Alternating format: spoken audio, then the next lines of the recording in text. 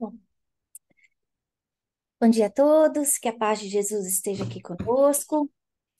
Mais uma vez nós estamos juntos aqui para uma das nossas palestras de sábado, que normalmente nós trazemos palestrantes de muita experiência e que trazem para nós uma visão mais ampla da doutrina espírita, que ajuda a gente a compreender melhor o nosso papel como espírita nos dias de hoje. Hoje nós temos conosco a nossa querida amiga Ana Carvalho, que é da Federação Espírita do Estado de São Paulo. Ela é espírita desde a infância, ela se formou pela FESP, pela Federação Espírita do Estado de São Paulo mesmo, como expositora, ela é educadora desde 2010 e trabalha na assistência espiritual e na área de ensino. Hoje ela vai estar vindo conversar conosco sobre o livro A Alma Imortal, de Gabriel Delany. Mas antes da gente dar início, eu queria dar um avisinho, lembrando todo mundo que daqui a 2 semanas nós teremos o nosso Simpósio Nacional Espírita Important. Então, a primeira vez que esse simpósio acontece, é um evento anual, em que vários colaboradores, palestrantes espíritas que falam inglês, vêm, e esse ano o tema será saúde mental. Então, a gente convida a todos para vir participar. Portland é uma cidade linda, vai ser um dia inteiro no sábado. As crianças vão ter atividades também. A gente vai ter um, um curso aí, atividades de evangelização para crianças a partir dos 3 anos de idade. Então, enquanto os pais estão aí participando do congresso, das mesas redondas, as crianças também estão ocupadas e aprendendo um pouquinho também. Então, dia 30 de setembro, sábado, tem início às 9 horas da manhã. Hoje a nossa palestra é sobre o livro A Alma Imortal, de Gabriel Delany, e com isso eu convido a todos que fechem seus olhos, respirem fundo, aquela certeza de que nunca estamos a sós, que esse grupo, apesar de disperso, hoje todo online, se une através do pensamento, no desejo sincero de aprender um pouco mais, de aumentar o nosso conhecimento, de uma forma com que nós consigamos melhorar como indivíduos eternos que somos. Mestre amado Jesus, abençoa a nossa próxima hora, inspira a nossa querida amiga Ana para que a sua palavra seja fácil. Ajuda-nos, Senhor, a compreender os seus ensinamentos e que nós possamos aplicá-los no nosso dia a dia. Obrigada, Mestre, por toda a ajuda e sustentação que o nosso Centro Espírita Chico Xavier em Portland recebe. Obrigada aos mentores que nos sustentam, que nos amparam, que já programaram essa atividade há tantas semanas. Que todos nós envolvidos, sejamos envolvidos, encarnados e desencarnados, em bênçãos de luz, de alegria e de paz nessa manhã. Graças a Deus. Bem-vinda, Ana. Muito obrigada de estar hoje aqui conosco. É uma alegria ter você aí dividindo um pouco do Gabriel Delany conosco, que não é um assunto que nós estudamos ainda no nosso centro. Então, todos nós vamos ter aí a oportunidade de escutar e beber aí dos seus ensinamentos. Muito obrigada. Eu agradeço o convite, a confiança de estar aqui com vocês. Vocês me ouvem bem? Sim, Sim. Porque às vezes eu abaixo o volume aqui do computador e fica baixo. Que bom. Como eu dizia, muito feliz de estar aqui. Desejo a todos que estão aqui agora e os que ouvirão no futuro esse encontro gravado. Um feliz dia, lindo dia. Para nós aqui é boa tarde, para alguns é bom dia. Então, que seja um inteiro lindo dia ou uma linda noite para todos nós. Essa obra, né, como nós estamos vendo aqui, Gabriel Delany nos traz em 1897. Gabriel Delany, que é um espírita de berço, seus pais contribuíam com Allan Kardec, eram amigos dele, e nos diz a bibliografia de Delany que ele era visto por Kardec como um netinho. Então ele devia ser aquele menino bem sapeca que corria pelas salas de Amélie com os seus pais. Então ele cresce ali diante dessa maravilhosa doutrina que vem nos falar sobre a imortalidade da alma e também um pouco sobre a reencarnação. Então, aqui ele tem o título Alma Imortal, mas nós podemos considerar alma e espírito como expressões equivalentes, porque Kardec vai nos dizer que a alma, né, é o espírito encarnado, mas para Delany aqui, alma ou espírito, nós estaremos falando sobre o mesmo. O objetivo dele, que se aprofunda mais na ciência, e às vezes nós dizemos, mas do espiritismo é ciência, na sua análise de fenômenos, nessa continuidade das observações, é ciência. E Delany vai nos dizer, nessa obra que, na minha versão em português, tem 310 páginas, então eu vou convidá-las e convidá-los todos a lerem, se possível, está na internet, porque eu também tenho no meu Kindle essa obra, alguns resumos, alguns comentários, porque não teríamos tempo para falar de tudo, sobre tudo que ele nos traz nesse profundo estudo da imortalidade da alma. Ele vem argumentando para nós que a alma mantém sua individualidade após a morte física, e ele vai apoiar-se em evidências científicas e o que ele chama de casos extraordinários. E conclui que a imortalidade da alma e a reencarnação são realidades incontestáveis. Vai nos fornecer provas convincentes da existência da alma e do perispírito, e explica como a alma mantém sua individualidade após a morte. E ele afirma, essa frase agora é dele: estes primeiros esboços de uma fisiologia psicológica transcendental são o prenúncio de que o espiritismo aparecerá qual realmente é a ciência do futuro. Então ele nos traz isso em 1897, que seria realmente a ciência do futuro. E aí ele fala nessa obra, né, que nós estaríamos estudando o eu, esse eu todo maiúsculo, que envolve a análise da sensibilidade, inteligência e vontade e permite a percepção da atividade da alma. No entanto, esse estudo não esclarece onde esses fenômenos ocorrem e parece que a única relação entre eles é a continuidade.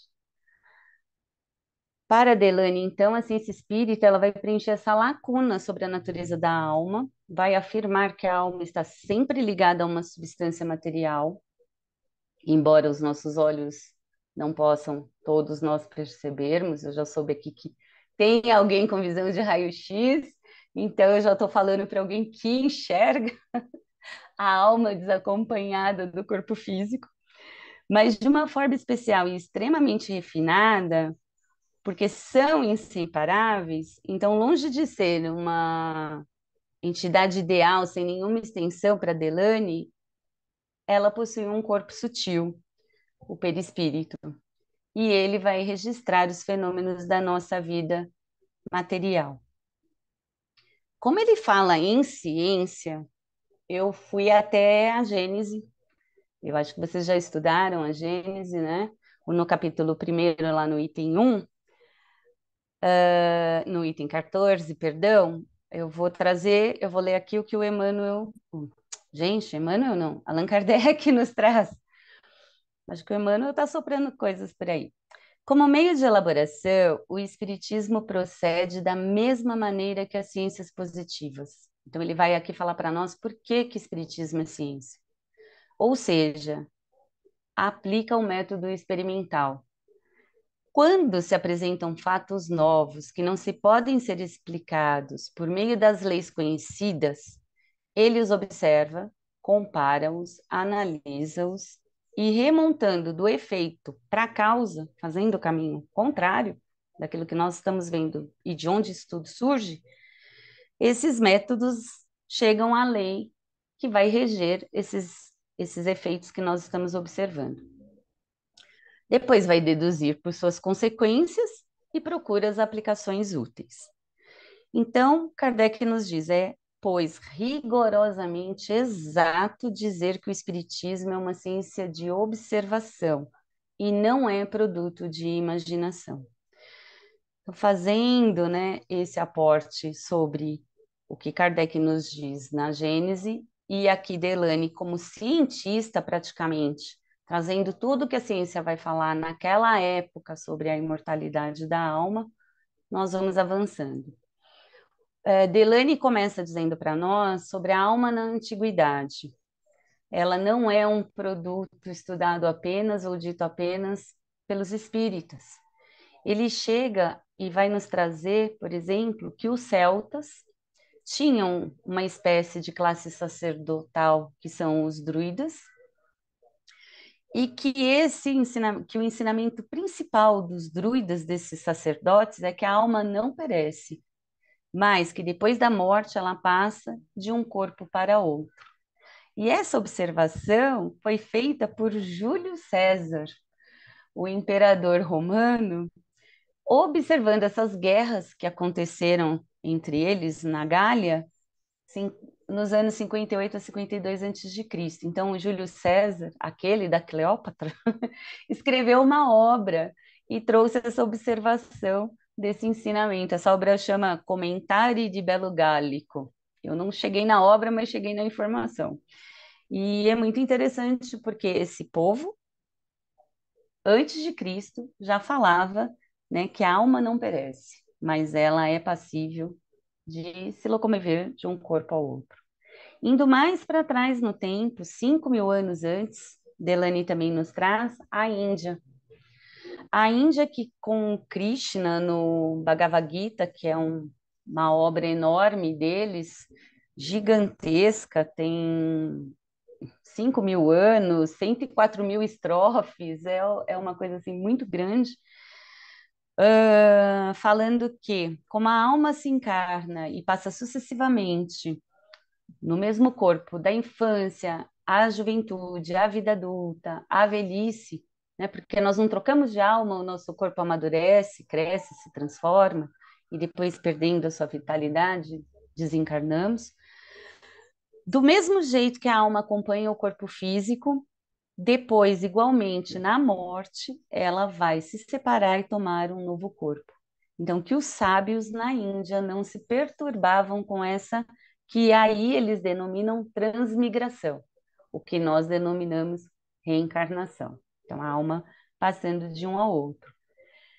E Delane ainda fala que esses hinos antigos, né, essas obras antigas que nós vemos no Bhagavad Gita, por exemplo, que é o Mahabharata, e numa língua rica, harmoniosa, com 5.000 anos, vai retratando que a pele, então aí eles viam que a pele, a nossa pele, é vista como um invólucro do corpo, que é respeitado pela divindade que eles chamam de Ani, que era a divindade do fogo na mitologia védica, no hinduísmo, o deus do calor.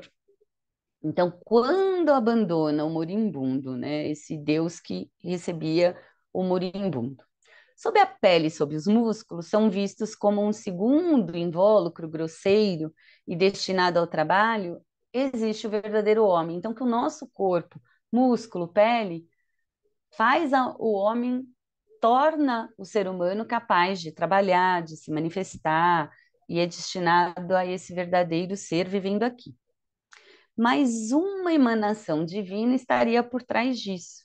Então, após a morte, essa alma assume um corpo luminoso e será transportada para a morada divina. Então, segundo os escritos hindus muito antigas, esse conceito deles é que nós vamos nessa presença a essa divindade depois da morte do corpo físico, nos apresentar num corpo luminoso. Então, eles já estão falando de outro corpo além do corpo que nós temos aqui, né? Depois ele vai ao Egito. Delany fala dos tempos da 18ª dinastia no Egito, e que, embora sem compreender verdadeiramente a teoria deles, eles mesmos, né, eles tiveram uma noção de que o corpo composto de uma única alma e de um único corpo. Essa teoria deles evoluiu de um único corpo para uma única alma, de que o corpo e seu duplo permaneceriam eternamente no túmulo, enquanto a alma e inteligência, aí eles já desvinculam para uma alma de inteligência, atuando como corpo para uma essência luminosa, novamente, uma essência luminosa. E essa essência viveria com os deuses na vida após a morte. Então, isso marca uma mudança na crença egípcia, substituindo a imortalidade do corpo para a imortalidade da alma, essa essência luminosa no final da 18ª dinastia dos faraós. Ele vai narrar alguns apontamentos também sobre a China, a Pérsia, a Babilônia. E aqui é interessante porque é na Babilônia, na diáspora, que os hebreus cativos vão adquirir a noção da imortalidade, que nós sabemos que consta, inclusive, em Mateus, se eu não me engano, lá pelo capítulo 7º, quando eles vão falar da transfiguração no monte, né? Que Jesus está iluminado lá presente e Elias e Moisés com ele, quando os discípulos perguntam por que que os escribas vêm dizendo que Elias tinha que vir primeiro. Então eles estavam se referindo, se Elias tinha que vir primeiro, como tu, que é o mestre, está aqui e Elias não veio? Né? Um questionamento. E Jesus diz para eles, mas Elias veio, e não o reconheceram, e de tudo de mal fizeram com ele como farão ao filho do homem, referindo-se a si mesmo. E aí os discípulos percebem que ele estava falando de João Batista. Então, consta em Mateus e consta também em João, essa passagem da transfiguração no Monte Tabor, né? Aquela iluminação toda, eles querem construir tendas, ficar lá morando com Jesus e com os espíritos superiores da religião deles. E aí nós vemos que está falando de reencarnação. João Batista, então, na realidade, já havia sido Elias. E essa aquisição de imortalidade da alma, os hebreus aprenderam com os babilônios. Delany fala aqui para nós.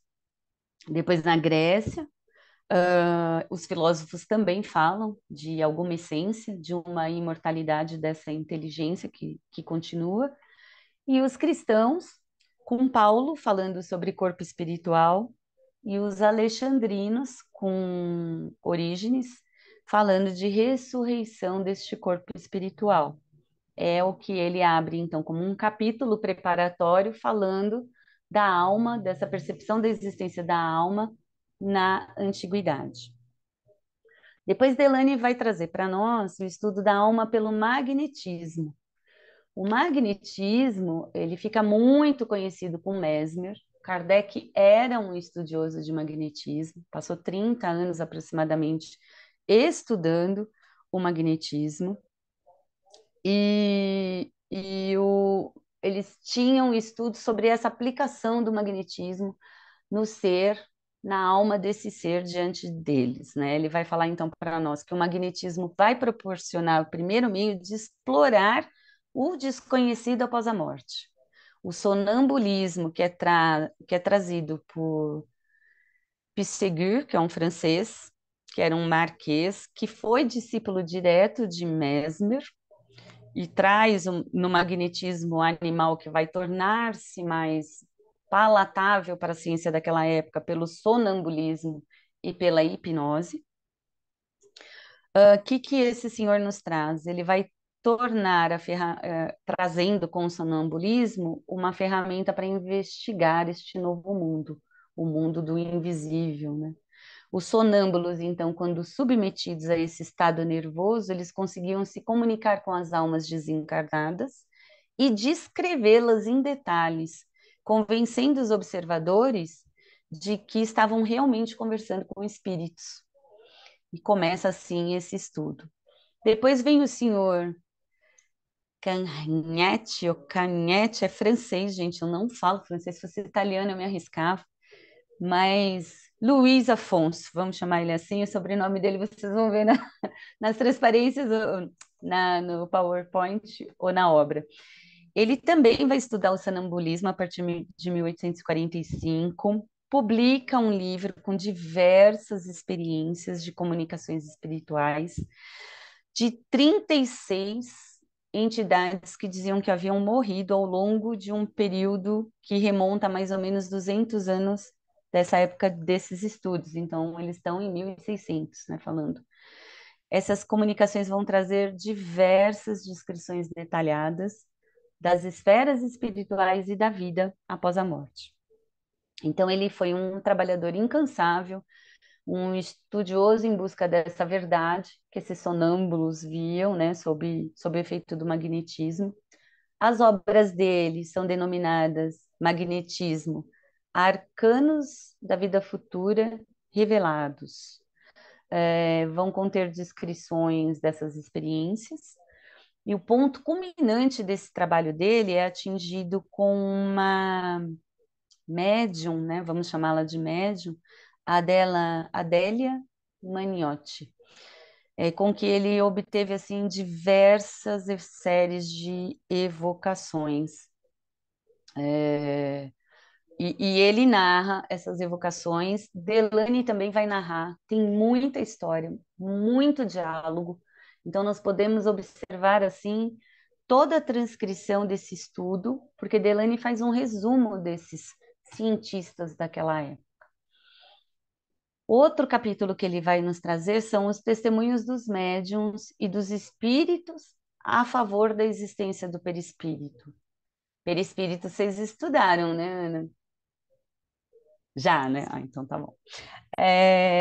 Nessas reflexões. E já fez todo o ESG, o EADE e estamos terminando o estudo, o desenvolvimento mediúnico. Então teve Ah, aí, então, estamos tá estudando ótimo. faz um Quando tempo você já. falou que o que vocês não estudaram, então é essa obra, né? Mas o A gente não conteúdo estudou dela, Delane.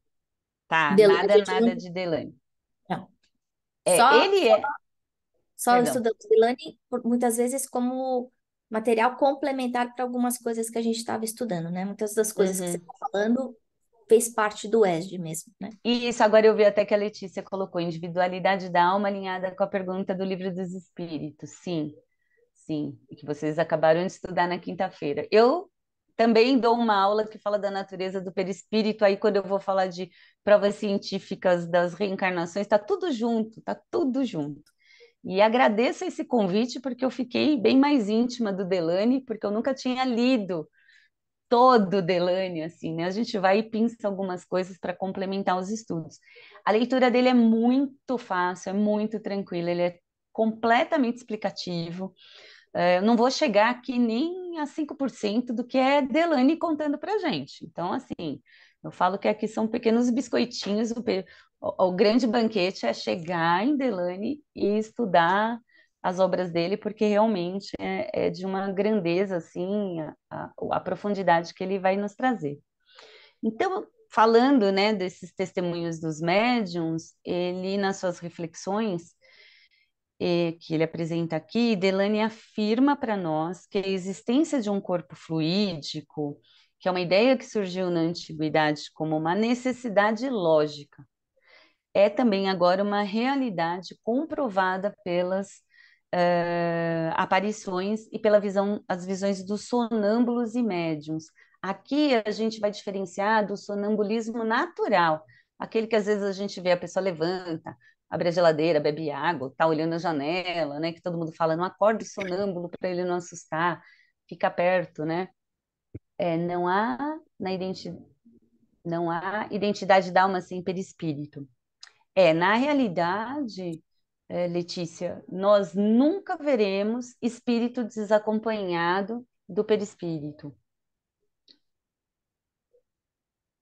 Todo espírito desencarnado e encarnado tem perispírito. Então, Uhum, assim, falando na natureza do perispírito, que eu também estudei bastante, nós vamos vendo todos, de Kardec, pelos espíritos superiores e todos os outros que foram estudando, eles declaram com convicção: primeiro, o perispírito é indestrutível. Até levantar a questão: mas quando tem uma hecatombe de uma bomba atômica que evaporou tudo? Ok, evaporou tudo, toda a matéria, mas houve matéria que não se evaporou, o perispírito.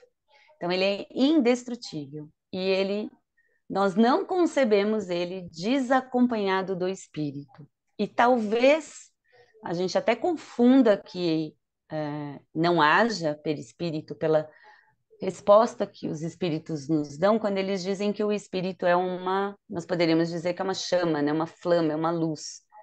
E nós sabemos também que ao desenvolver do espírito, o seu perispírito também se sutiliza, né? Se torna cada vez mais sutil e mais luminoso. Então, talvez, se pudéssemos ver espíritos de grandeza, como Jesus, né, sem estar encarnado entre nós, e víssemos toda aquela luminosidade, pudéssemos imaginar que estamos vendo apenas o espírito, mas ele está sempre acompanhado de seu perispírito. Então, do momento em que nós sabemos qual essa individualidade surge, né, espírito, o eu espírito, que vai ter esse caminho de progresso, ele está acompanhado de perispírito. Aí é uma outra aula, aí é uma outra situação, mas assim, não há alma, não há espírito desacompanhado do seu perispírito. Então, Delane, quando ele fala alma imortal, ele vai tratar bastante de perispírito. Serve para molde, se modifica, acompanha, é intermediário, como a Ana escreveu aqui para nós.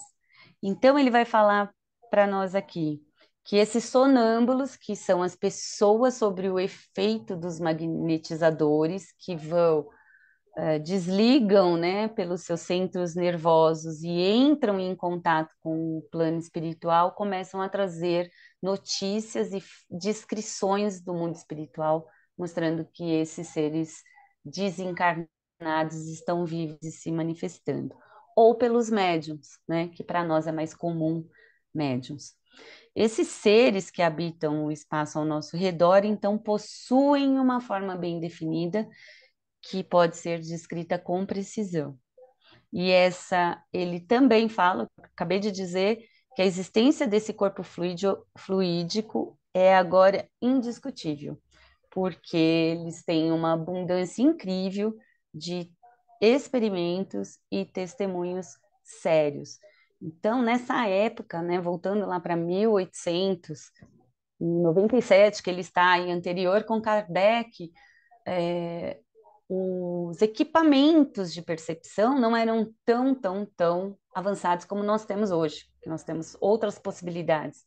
Mas a envergadura moral, a seriedade do cientista é praticamente como a possibilidade dos equipamentos hoje. Eram homens sérios, não havia dúvida quando esses homens falavam, pela seriedade, pela sua envergadura moral e de pesquisador. Então, isso que também impacta bastante, porque é aquela velha história, né? Eles acreditavam no fio do bigode, né? Que é uma expressão bem bastante antiga. Caminhando, Delane vai falar um pouco de o desdobramento do ser humano. E aqui a gente tem umas colegas que se arrepiam quando a gente fala de desdobramento, que não são os papéis para ficar desdobrando. Ou seja, a emancipação desse ser humano, essa alma. E Delane fala: abriram-nos o caminho os fenômenos de desdobramento do ser humano, da emancipação da alma do ser humano, denominados por vezes como bicorporiedade. Então, ele faz essa analogia também. Sabes em que eles consistem? Estando, por exemplo, em Paris, um indivíduo pode a sua imagem, o seu duplo, mostrar-se noutra cidade, de maneira a ser ele reconhecido. Há, no atual momento, mais de 2.000 fatos bem verificados de aparições de vivos. Então, Delany vai destacar no texto que os estudos não eram apenas sobre as pessoas desencarnadas, mas o que existia em nós que pode me possibilitar estar em São Paulo e de repente aparecer em Campinas ou na Bahia. Mas eu estou aqui viva. Eu entro num estado meio de sono, parece que eu estou meio. A gente fala, a pessoa saiu do ar, né? Fica ali meio parada, meio congelada. Mas de repente alguém vira e fala assim: Nossa, a Ana estava aqui, vi ela andando aqui em Salvador, lá no Mercado Modelo.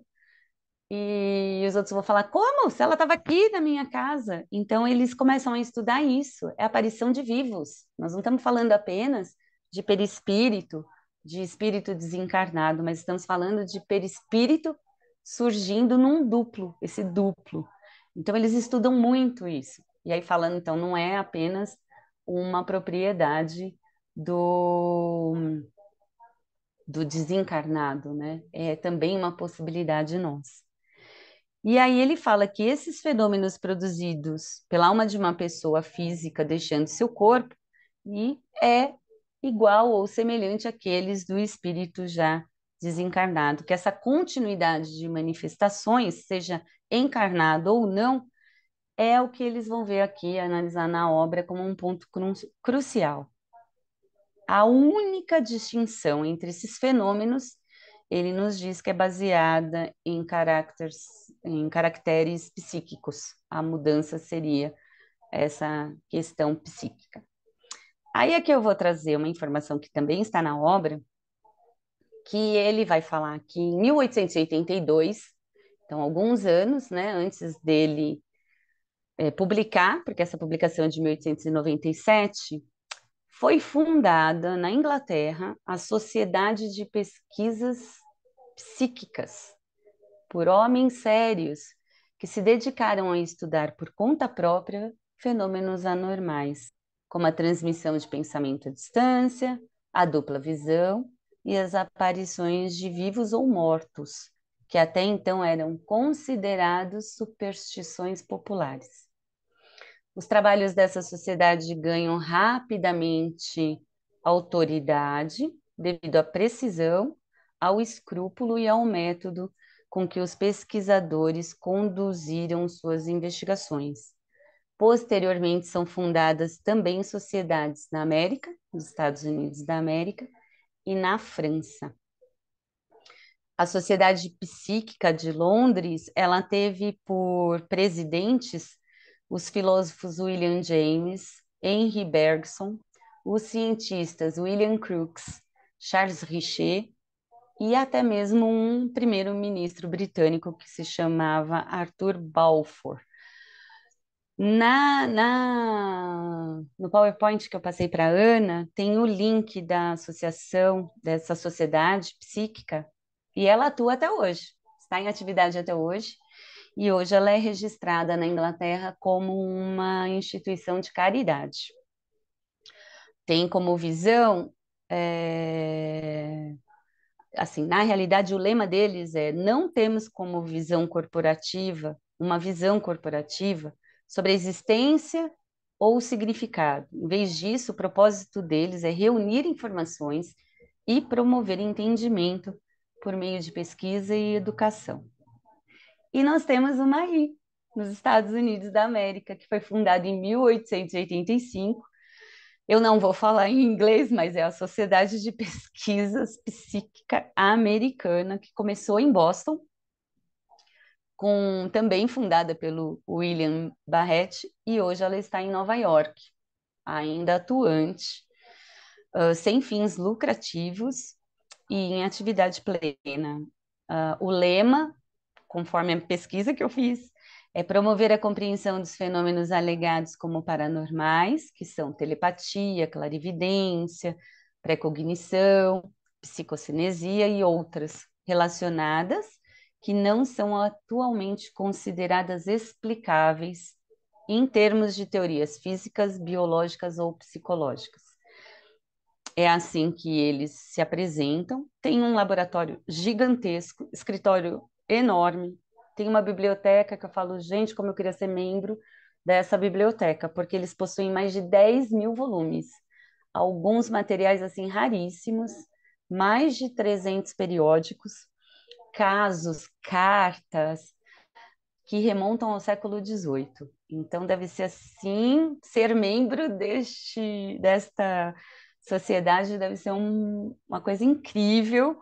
Vocês que estiverem por perto, tentem absorver aí esses conhecimentos, né, para trazer para nós um pouco mais do que tem nessa biblioteca, nesse centro de pesquisa americano, sério, para estudar esses fenômenos que a física, que a biologia, como ele diz, estão tentando, né? Essas perguntas você está respondendo, né, Ana? Eu estou aqui meio, se quiser eu... Ah, ela colocou para nós. A UK é essa e a americana é aspr.com. É bem interessante. Nessa questão de desdobramento humano, eu vou contar aqui o que Delany põe para nós.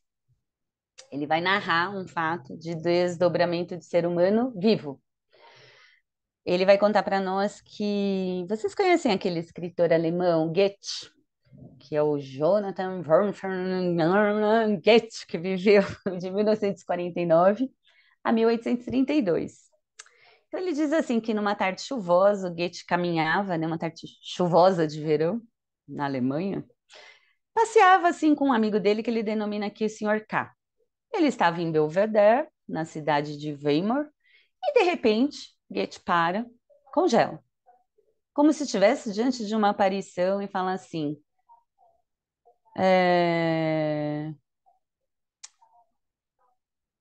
para cá, né? Que ele fala assim, nossa, eu acabei de ver, como se tivesse a certeza absoluta que Frederico, meu amigo que está em Frankfurt, está aqui caminhando, aqui à frente de nós. Eu juraria que é ele. E o K falando, eu não percebi nada. Aí em seguida diz ele que Goethe dá uma gargalhada e fala, ah, mas é ele mesmo, meu amigo. Aqui, aonde eu estou, por Deus, meu caro, em que trajes te vejo, com meu chambre, com meu boné de dormir, calçando os meus chinelos aqui em plena rua. E o K fica assim, né? O que está acontecendo? Eu não estou vendo nada. Eu estou espantado. O que está acontecendo? O poeta foi atacado por uma loucura. E o Goethe, porém, preocupado só com a visão, abre os braços e fala: ah, Frederico, onde te metestes? Meu Deus. E o K nada, não entende nada, não responde. E o poeta então fala depois para ele, em tom de quem divaga. Ah, sim, compreendo, foi uma visão. Qual, no entanto, será o significado de tudo isso? Quer dizer, ele vê o amigo dele, que ele acha e acredita estar em outra cidade, andando com as roupas dele, Goethe, na chuva, olha para ele, conversa com ele, o amigo não responde, desaparece, e o outro que está do lado não viu nada, e se surpreende ainda, fala, enlouqueceu, enlouqueceu. Ele fala, não, percebo que foi uma visão, mas qual será o objetivo dessa visão? Seria seu espírito que eu vi? Passa-se o tempo, Goethe chega em casa, e quando ele chega em casa, quem que tá lá? O Frederico, o amigo dele. Aí ele afasta-se de mim, fantasma, e recua, como se fosse um pálido cadáver. E aí, então, o amigo diz, mas que acolhimento é esse que me dispensas, meu fiel amigo? E o poeta exclama, e começa a rir e a chorar ao mesmo tempo. Agora sim, não é um espírito, mas um ser em carne e osso, e os dois se abraçam efusivamente. Frederico chegou todo molhado da chuva na casa do Goethe e vestiu as roupas do amigo. Aí, a seguir, ele adormeceu numa poltrona e sonhou que tinha ido para a rua, tinha encontrado o poeta e tinham conversado o mesmo diálogo que o K presenciou, só que só via o Goethe falando. Como você aqui com a minha roupa, tal? E aí, então, desde esse dia que o amigo realmente apareceu para ele no seu duplo, como ele fala, né?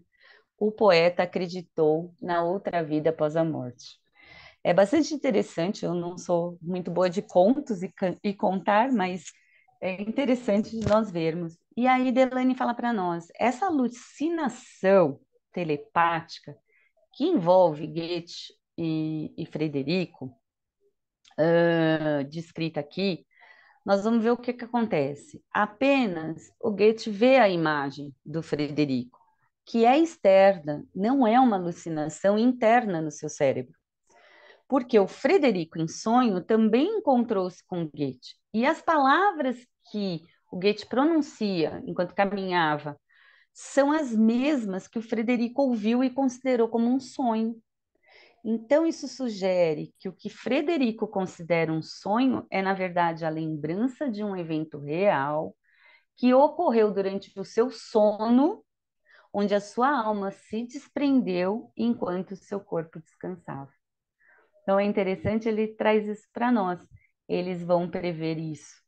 E aí, a única indução que nos afigura, logicamente lícita, é a de admitir que a nossa personalidade ordinária, a do estado de vigília, é distinta da personalidade durante o sono por uma certa categoria de lembranças ao despertar, que deixam de ser conscientes. Então, não há duas individualidades no mesmo ser, mas apenas dois em estados diferentes da mesma individualidade. Porque, como o cérebro não vai acompanhar o perispírito nessas manifestações, às vezes, quando retornamos, vem numa reminiscência como se fosse um sonho, ou por vezes absolutamente nada, porque o cérebro mecânico, físico, não traz essa impressão para o corpo quando nós despertamos. E aí, Delane fala para nós que, dentre os casos excessivamente numerosos, que a exiguidade do nosso quadro não vai permitir reproduzir, ele vai reproduzir bastante coisa, pessoal, mas não muito. Referidos pelos autores ingleses, tomamos os que evidenciam a objetividade do fantasma vivo. Então, ele denomina, inclusive, como um fantasma vivo. E se algumas vezes possível se torna admitir a alucinação como a causa do fenômeno, é, no entanto, fora de dúvida que não se pode compreender a maioria deles se não admitirmos a bicorporiedade do ser humano. É a conclusão que ele chega aqui para nós. Ele conclui, então, que o sono é necessário durante esse desdobramento, porque a alma não pode estar em dois lugares ao mesmo tempo, e que, além disso, devido à lei de equilíbrio dos órgãos, né, do nosso corpo físico, um desenvolvimento anormal em uma parte do corpo ocorre a custas de outra. Ele explica assim: se a maior energia nervosa é usada para criar uma manifestação visível fora do corpo, o corpo, em estado de. Ele entra num estado como se fosse de vida vegetativa e orgânica, com as funções relacionadas, né, relacionais de vida, temporariamente suspensas, porque isso demanda uma energia muito grande para essa manifestação extracorpórea. Então, por isso que eles dizem assim, ah, a pessoa fica estática, parece que está dormindo acordada, os olhos ficam vidrados, ou não fala, ele vai trazer alguns desses casos. Sugere, então, que existe uma relação direta entre a intensidade da ação perispiritual e o estado de prostração do corpo físico. E também a tangibilidade possível, que ele chama de fantasma, né, a tangibilidade do perispírito, ela vai estar intimamente ligada também à energia moral do indivíduo. Então, a direção do seu espírito para um objetivo específico, a sua idade, a sua constituição física e provavelmente a condição do ambiente em que ele vai se manifestar, são fatores que precisam ser determinados. Outra coisa que ele fala para nós, ele vai contar o caso do Santo Afonso de Ligori. esse santo, denominado santo, ele vai na minha parte aqui, está na 110, ele fala o seguinte, que esse senhor tinha celebrado uma missa, termina a missa, as pessoas vão falar com ele, ele se deita, não se levanta mais, fica 2 dias sem comer, sem falar, todo mundo que nessa comunidade religiosa fica muito preocupada com ele, isso está narrado, está escrito. E aí, depois de 2 dias, da manhã do dia 21 de setembro esse ano é bem antigo, deixa eu ver aqui. 1774, 21 de setembro de 1774, ele acorda e fala assim: vamos preparar. Ele acorda, ele desperta daquele êxtase que ele estava e fala: vamos preparar a missa. O que que vocês estão fazendo parado? E aí eles falam: vamos oficiar a missa. Aí eles falam assim, mas a gente estava muito preocupado, o senhor estava aí abatido, não comeu, não se alimentou. Ele, como? Eu estava servindo ao Papa, que acabou de morrer. Eu não estava aqui nada, eu estava trabalhando a favor do Papa. Todo mundo ficou olhando, fala, mas o que que acontece? Você não saiu daqui? Como é que você estava com o Papa? Então, os historiadores contam que realmente o Papa Clemente XVI desencarna exatamente na hora em que o Afonso despertou.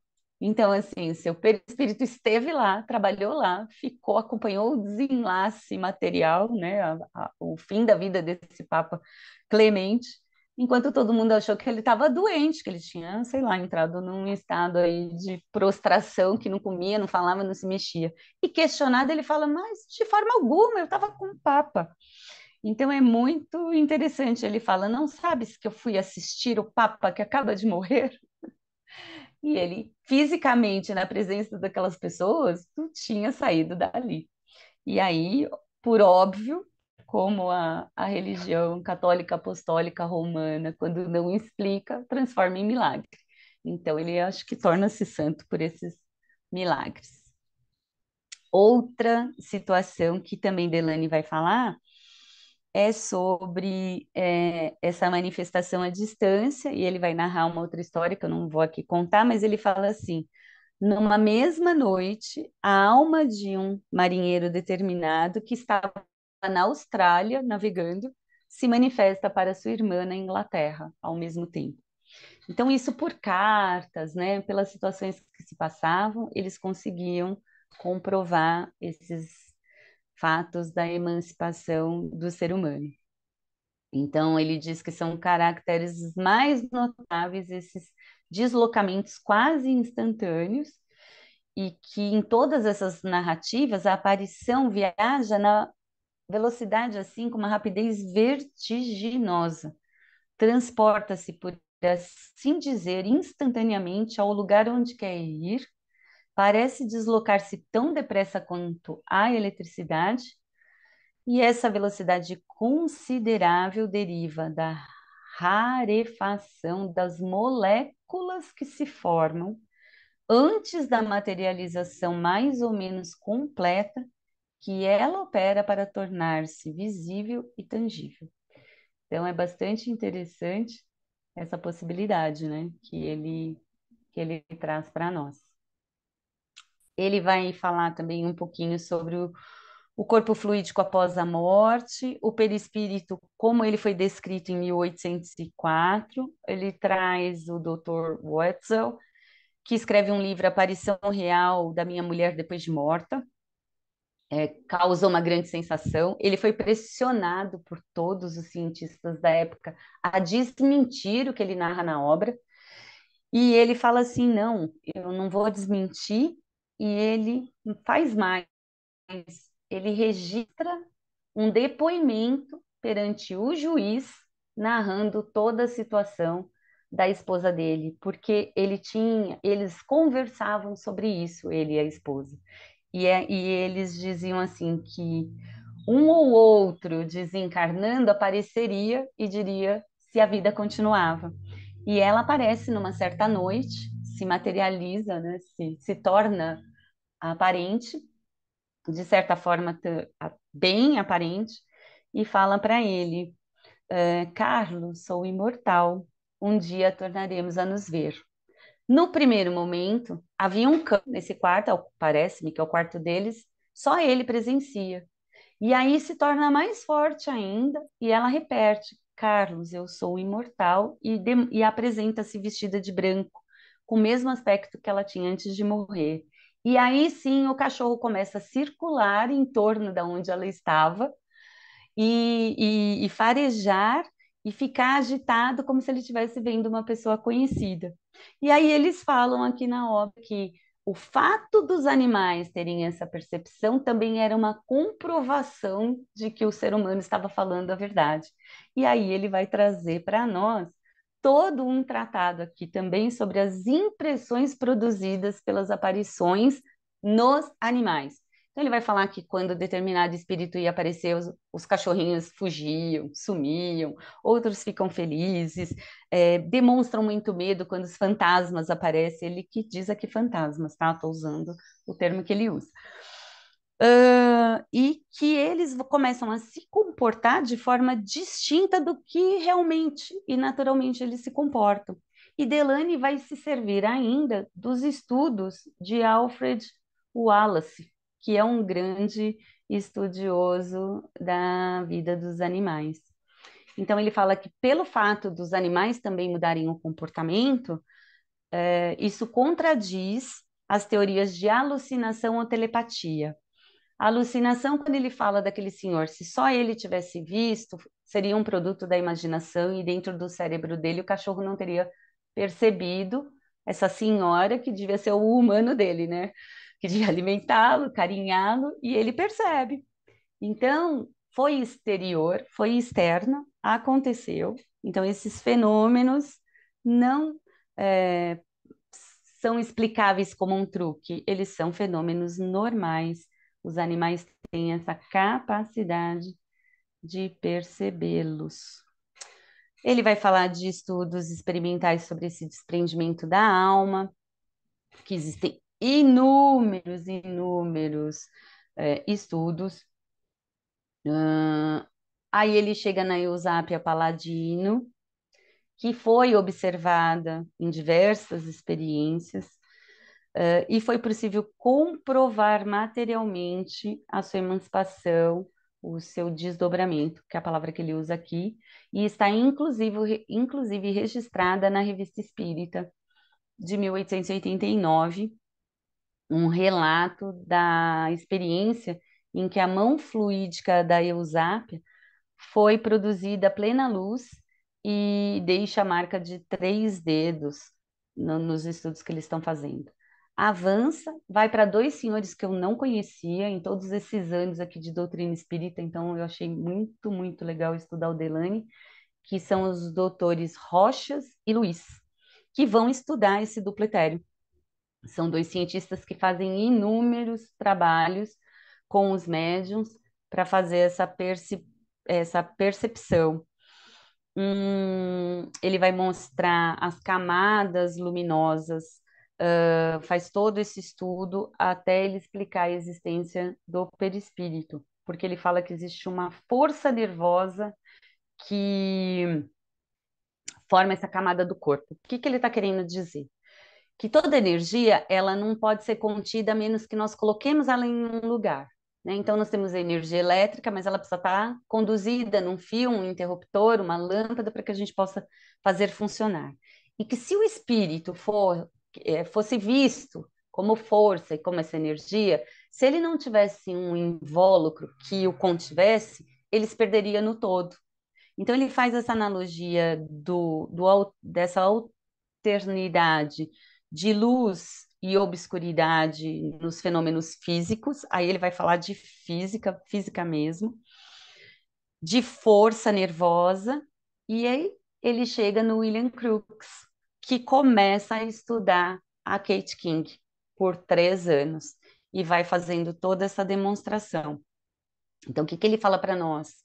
Que forças naturais como calor, luz e eletricidade são comparáveis às forças nervosas e que essas forças nervosas do espírito precisam estar contidas.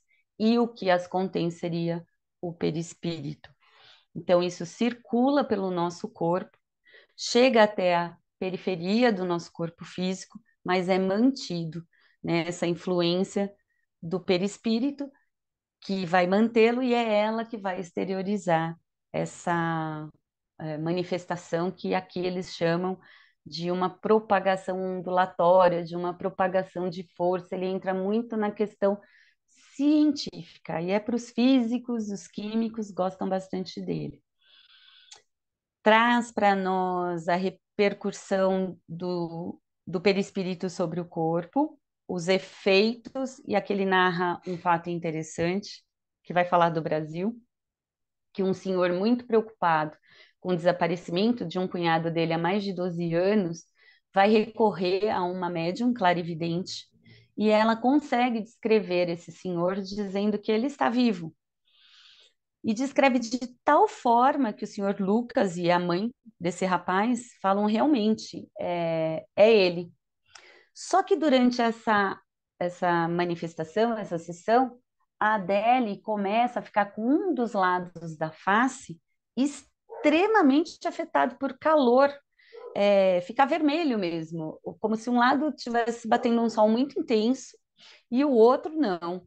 E fica muito, muito, muito vermelho. E aí ela fala assim: acredita-se que a intensa ideia, porque é onde ela percebeu que estava esse rapaz, no Brasil. E eles tinham uma intensa ideia de que o calor no Brasil é forte, mas muito forte. E esse calor sugestiona a médium de tal forma que ela retorna dessa manifestação com a pele queimada. Queimada mesmo. E aí ele fala assim: isso resultou em uma repercussão de ação física do Sol sobre o corpo material, facilitada provavelmente, aumentada pela autossugestão de que naquele país, o Brasil, o calor é tórrido. Então, achei bastante interessante que está na obra do Delany, falando que aqui nós temos um calor tórrido. Agora, se ele tivesse aqui hoje, vendo o que está acontecendo no mundo, ele ia dizer para qualquer lugar que esse espírito fosse, a voltar altamente bronzeado, né? Porque não é mais um privilégio do nosso país. Depois ele vai falar de fotografias e moldes, e aí ele traz todo o estudo do espírito da Kate King. É muito interessante porque ele começa do princípio, da Kate aparecendo pela primeira vez na casa da família Cook, e que a senhorita médium, dava as possibilidades de materialização dela, não gostava e tinha medo. E depois, 3 anos depois, quando Kate King fala que era a última aparição que ela ia se despedir, a senhorita Cook começa a chorar e fala: não vai embora, eu me acostumei tanto com você. Então é muito interessante, são experimentos assim muito, muito, muito importantes. Eu vou passar a conclusão dessa parte, porque eu já estou falando aqui há bastante, e tem bastante material ainda no livro. Quais são as conclusões que até aqui o Delany chega, que é a primeira e segunda parte do livro. A terceira, eu não vou entrar, mas ele vai falar de toda a formação do perispírito. Então, ele vai falar de espaço, tempo, a matéria elementar, que são os fluidos. Então, é a hora que ele vai falar para nós o que praticamente nós já vimos no livro dos Espíritos, o que nós vemos na Gênese.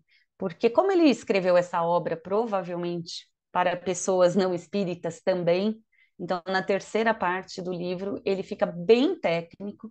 Então, eu acho que interessante era ele trazer essas questões de todos os cientistas que fizeram grandes estudos.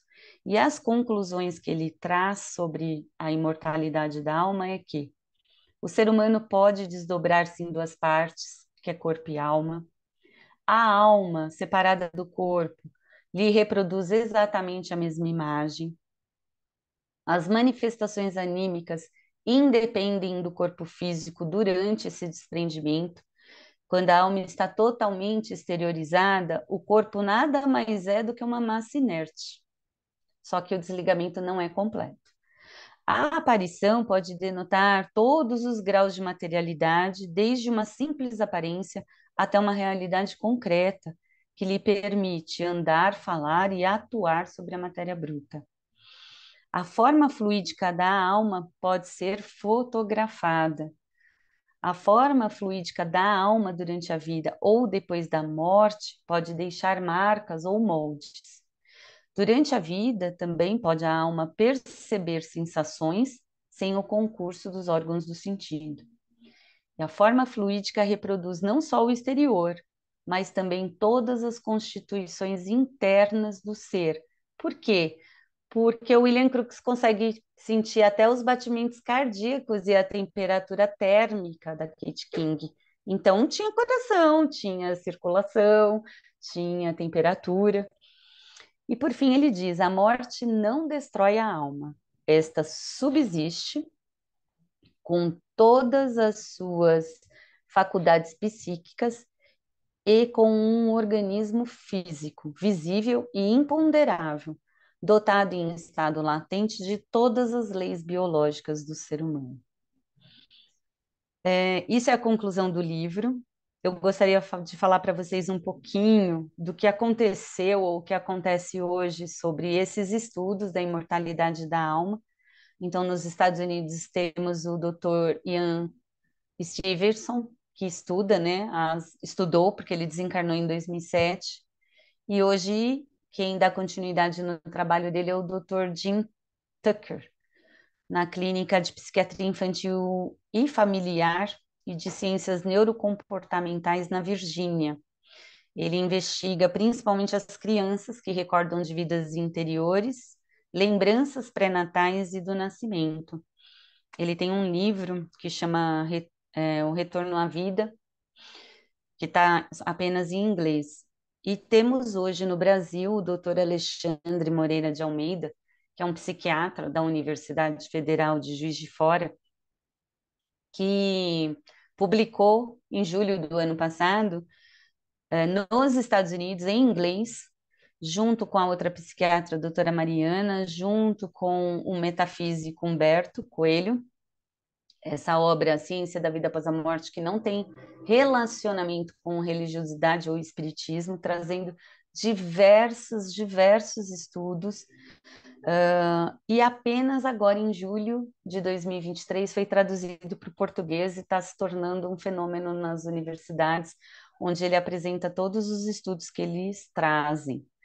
E temos também o Centro de Pesquisa de Espiritualidade e Saúde na Universidade de Juiz de Fora, que é o NUPES, NUPSE, que traz para nós, tem aulas no YouTube, traz muitos cientistas americanos também, estudando a experiência de quase morte, estudando provas de reencarnação, falando sobre a continuidade da vida depois da morte.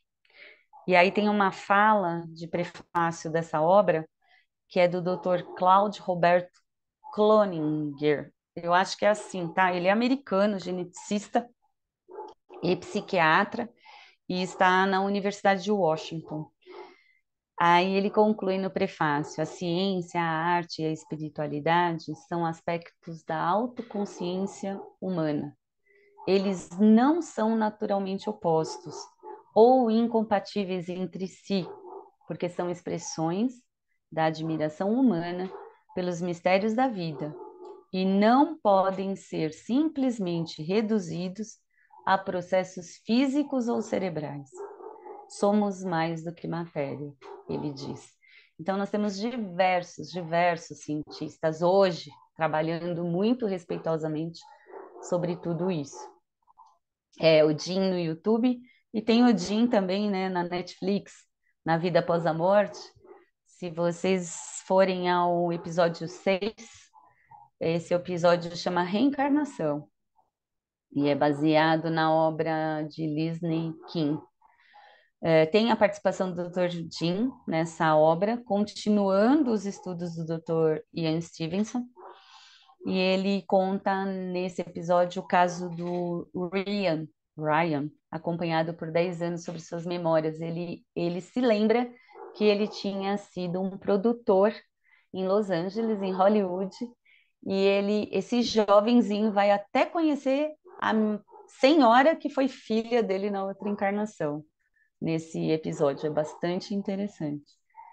Assim, a Ana está com todo esse material, tem mais coisas aí para trazer, mas o nosso tempo é uma obra grande, eu fico entusiasmada, e aí, foi o que eu falei, a gente fica aqui o dia inteiro. E se Muito vocês obrigada, tiverem Ana. Ó, questões para trazer, estamos aqui. mas é muito obrigada de ter feito essa pesquisa enorme, de ter aí dissecado esse livro e trazido esse monte de conteúdo e páginas, né? O objetivo do estudo é exatamente esse, a gente poder pegar alguém que tem um, uma fundação de espiritismo grande e que pode digerir um conteúdo como esse e passar para a gente, né? Acaba economizando muito tempo, porque é um luxo a gente poder sentar e ler um livro de 300 páginas, né? Então, é sempre que a gente Ah, consegue mas fazer. ele é tão rápido, ele é tão delicioso, porque ele não é complexo, né? Tem coisas que a gente lê uma página 5 vezes para pensar que está começando a entender. Mas é que também tem muito caso, né? Ele vai narrar, assim, Kate King, assim, umas 50 páginas. Então, para quem quiser conhecer a história dela, e eu achei que está mais claro do que ir no livro a história do espiritismo ou do espiritualismo do do autor do Sherlock Holmes, o Conan Doyle. Então tá mais simples, é muito curioso, é curiosidade, assim. E nada além daquilo que nós já sabemos, né, sobre reencarnação, perispírito, ele trazendo, os fatos narrados são bastante interessantes. Mas é isso, estudei, me apaixonei, gostei demais, gostei muito mesmo, eu aprendi, foi mais para mim do que para vocês.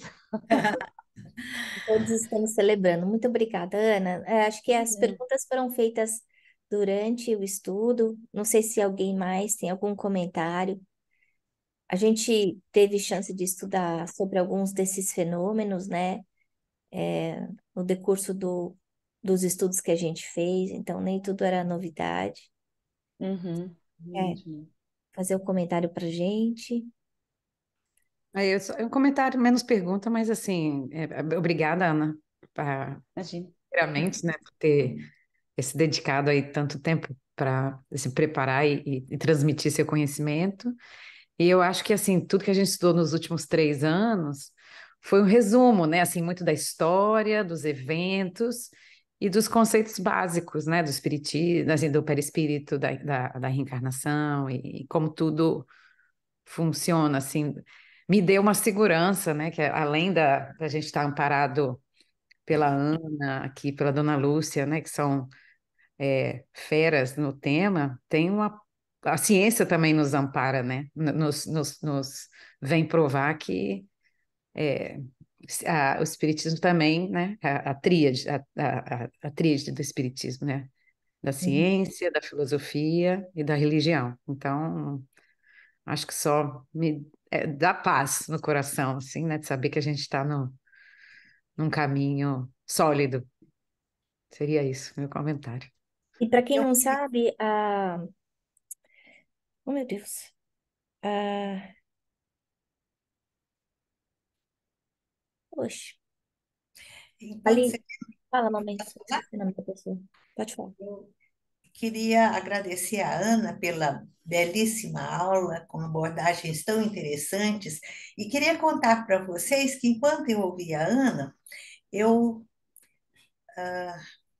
descobri como será interessante a gente tomar conhecimento desses casos, que é ciência, né? São estudos científicos. E nas nossas conversas sociais, quando a gente for falar de reencarnação, de desdobramento e outros fenômenos tão comuns aí que as pessoas ainda, na maioria, desconhecem, a gente pode citar o autor tal, o livro tal, conta, o cachorrinho viu o espírito.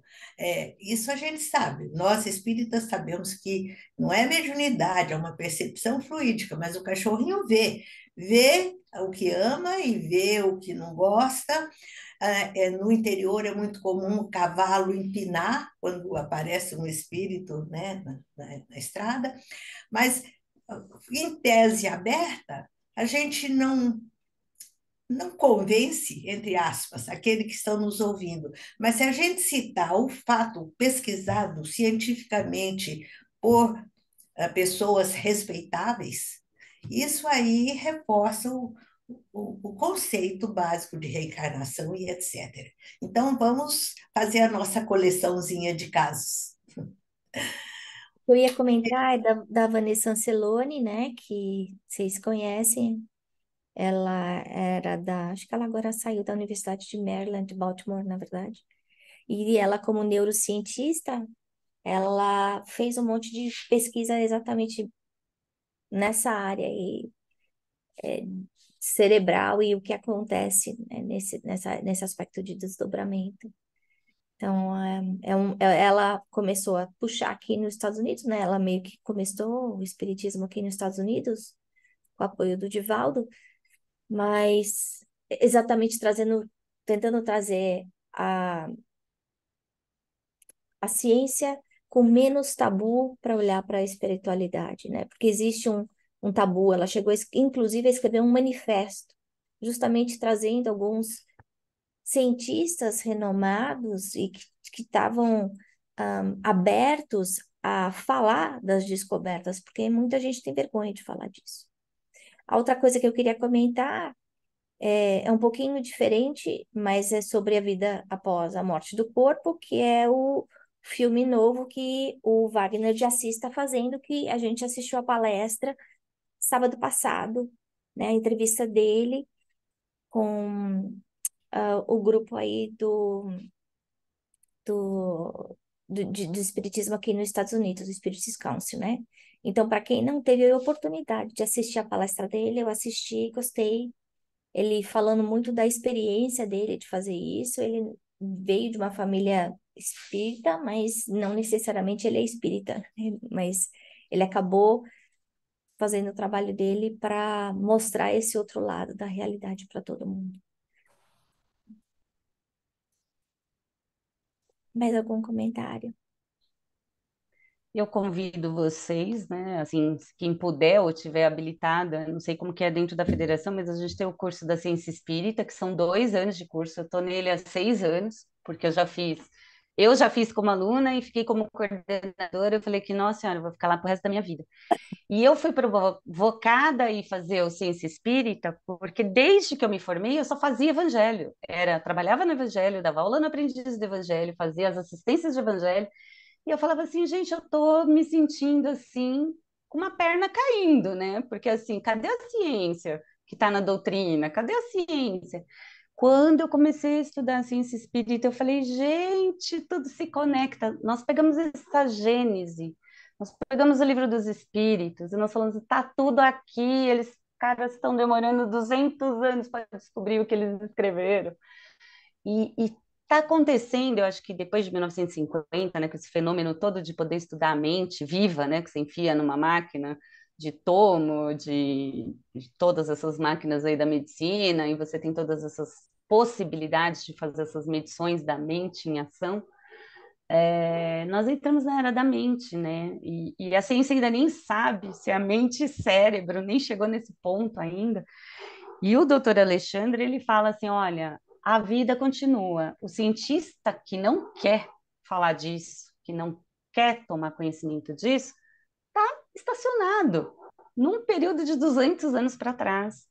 E nesse curso da ciência espírita, quando a gente fala de provas científicas da reencarnação, tem uma infinitude de americanos que já começaram esse trabalho assim, mais ou menos em 1950. Tem a doutora Ellen Wambach, ou Wambach, que fala da vida antes da vida, que era uma psicóloga americana. Aí nós temos, ainda está vivo, o Dr. Brian Weiss, que trabalha, é psiquiatra do Monte Sinai Medical Center, que também fala, na tradução livre aqui, mesma alma, muitos corpos, descubra o poder de cura de vidas futuras por meio da terapia de progressão, então eles fazem trabalho de regressão. Tem a doutora Carol Brauman, que está viva ainda, que é uma terapeuta americana, que fez mais de, não sei, 25 anos de estudos, e ela tem os livros dela publicados em 23 idiomas, quer dizer, é uma pessoa muito importante para estar traduzido em 23 idiomas. Lecionou na Noruega, na Bélgica, na Espanha, na Holanda.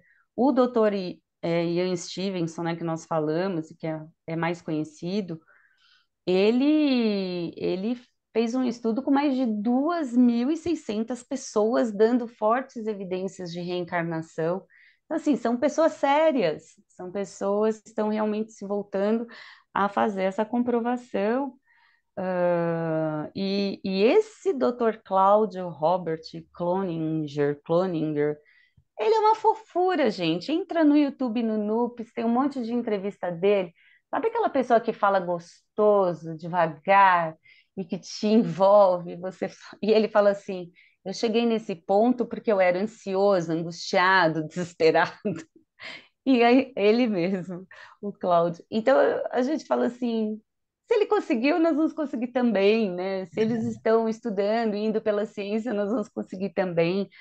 E isso, né? Mostrar para as pessoas que não é uma fantasia, não é uma crença, né? Porque o espírita acredita na reencarnação, senão ele não é espírita, né? Faz parte ser espírita, acreditar na comunicação mediúnica e na reencarnação.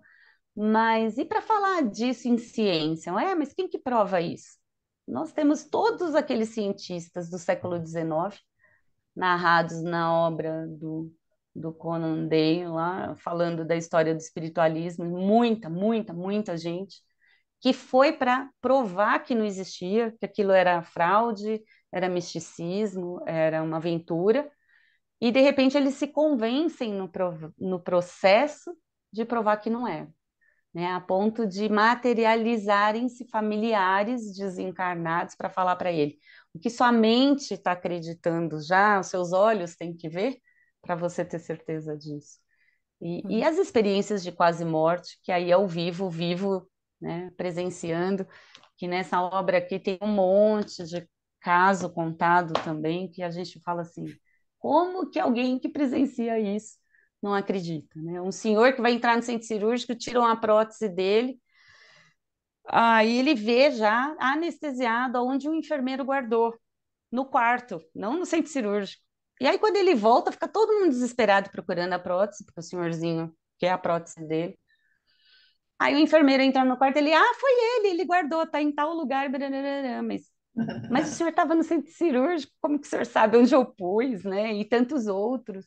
São casos, assim, incríveis, incríveis. Aqueles outros que as pessoas reencarnam e vão aonde estavam na reencarnação anterior, porque reencarna muito rápido e consegue provar toda aquela vida que ela está contando, como criança de 8, 9 anos de idade. E aí os estudiosos levam, né, onde ela fala, não, mas eu nasci naquele lugar, com aquela família, com aquela mãe, e as pessoas estão ali mesmo, ainda vivas, e falam, não, morreu assim, assim, assim, assim, tal pessoa.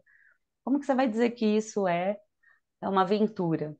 Apesar de que eles falam que hoje, com o advento da internet, com tanta informação que a gente pode pesquisar, fica mais difícil você fazer essa prova, porque a pessoa pode ter pesquisado, esse próprio documentário aí da Netflix mostra um pouco isso.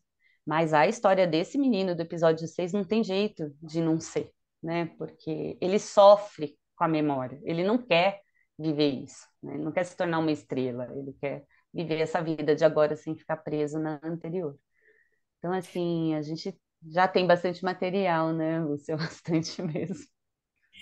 Ô, Ana, o Espiritismo não quer convencer ninguém, a postura do Espiritismo não é de fazer proselitismo, mas você tomar conhecimento dessas coisas que acontecem tão naturalmente no dia a dia é uma nova forma de semeadura, é um Sem novo dúvida. jeito de lançar sementes ou convites para as pessoas se interessarem pela doutrina e começarem a buscar na doutrina um monte de informação, de respostas que eventualmente irão transformar a sua vida, né?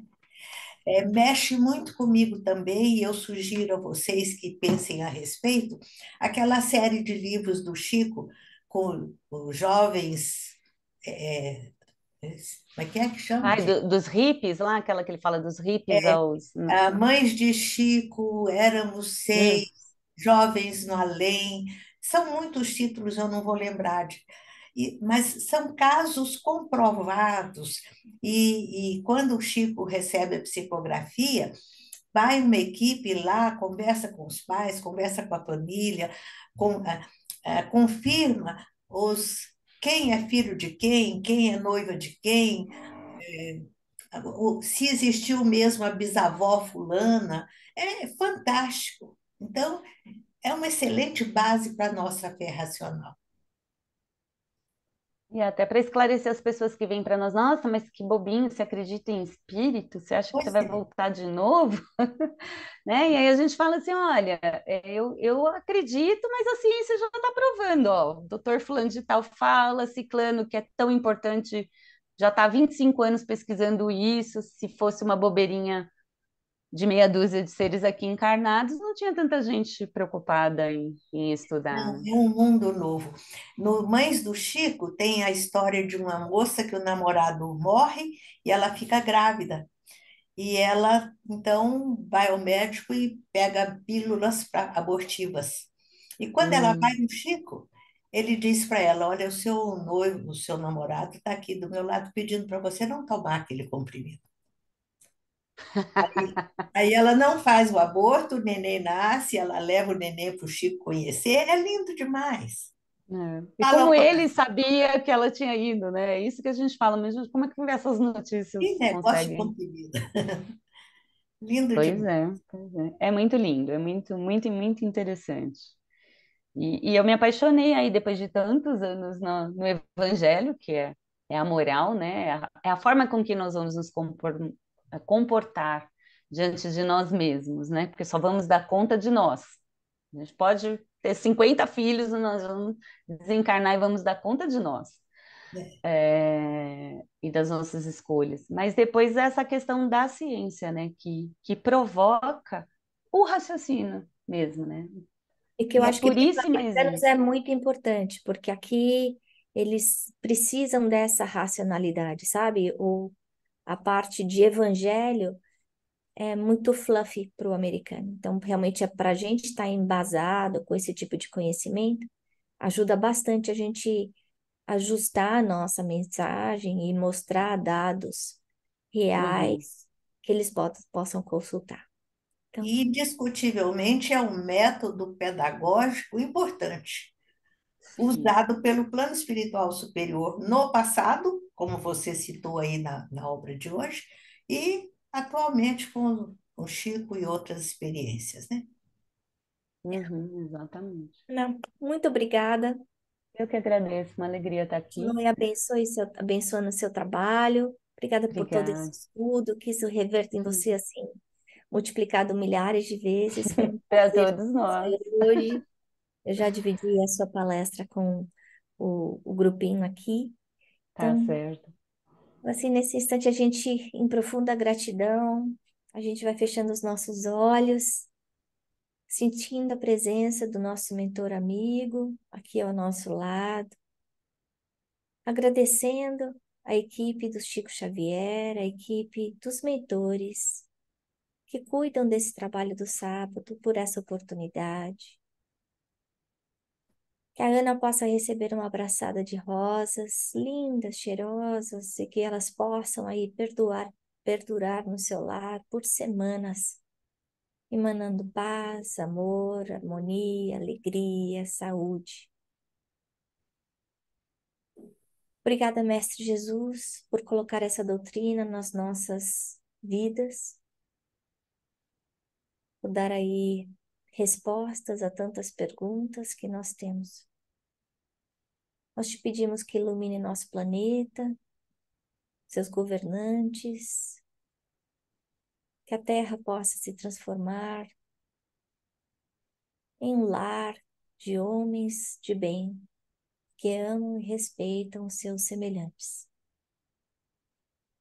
Protege os nossos lares, os nossos familiares, e ajuda-nos, Senhor, a ser servidores do seu amor, onde quer que estejamos, hoje e sempre. E assim dizemos graças a Deus. Obrigada, Ana.